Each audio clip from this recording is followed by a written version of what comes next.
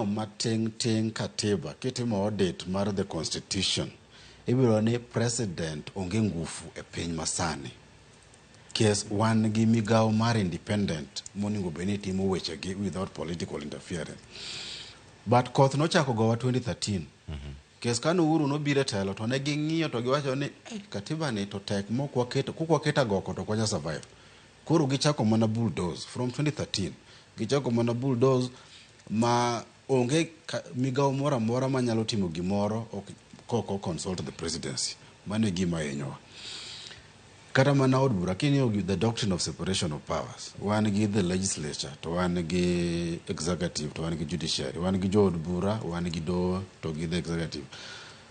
Jood bura oningo bedne ging'iyo twak objectively. Mok ging'iyo gik miluongo ni party considerations.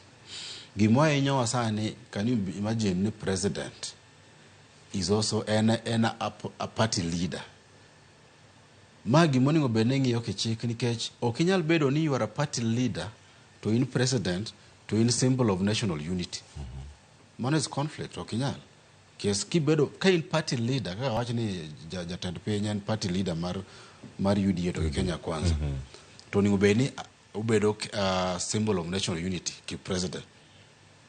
Ere kaka odhi maj gigi mondo kik conflict of interest bedi nikech iyudo nyaka ni ka gi whip jogi to politicians this state house. State house en gimiluongo ni od kingi. Mano symbol mar authority. Ma petty politics okoni ubeni time mag chamora mora.